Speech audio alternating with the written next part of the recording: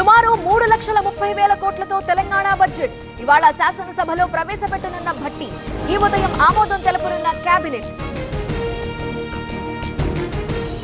ఈ రోజు మోదీతో చంద్రబాబు సమావేశం. అమరావతికి ఆహ్వానించబోతున్న సీఎం. ఢిల్లీ వేదికగా బిల్ గేట్స్ లో కీలక చర్చ.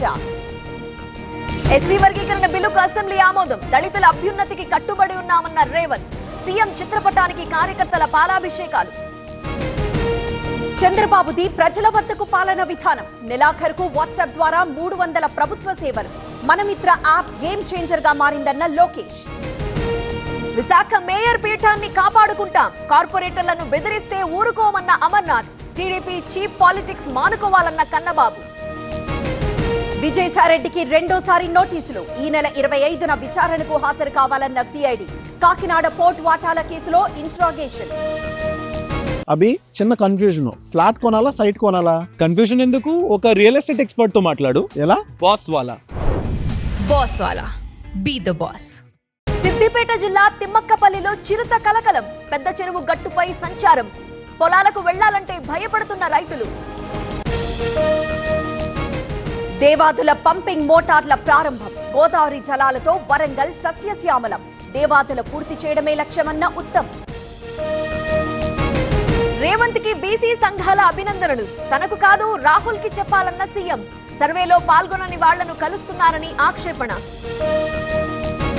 సుధీర్ రెడ్డిపై SC ST atrocity case. LB Nagar ఎమ్మెల్యేకి మహిళా కమిషన్ సమన్లు. దురుద్దేశంతో కేసులు పెట్టారన్న ఎమ్మెల్యే.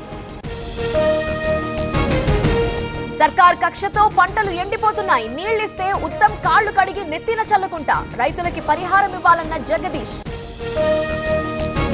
టీటీడీ తరహాలో యాదగిరిగుట్టలో వైటీడీ బోర్డు. 18 మంది సభ్యులతో ఏర్పాటు చేయాలని నిర్ణయం. మరింత అభివృద్ధి చేస్తామన్న సురేఖ. డీకే అరుణ ఇంట్లో చోరీకి యత్నం కేసులో పురోగతి. పాత బస్తీలో నిందితుడి అరెస్ట్. ఢిల్లీకి చెందిన అక్రమ్గా గుర్తింపు. బెట్టింగ్ యాప్స్ ప్రమోషన్ కేసు విచారణ. పంజాగుట్ట పిఎస్ లో విచారణకు హాజరైన టేస్టీ తేజ. విష్ణుప్రియ కోసం టైం కోరిన శేఖర్ బాషా. హైదరాబాద్ జూబ్లీహిల్స్ లో రోడ్డు ప్రమాదం. అతి వేగంతో డివైడర్ ను ఢీకొట్టిన కారు.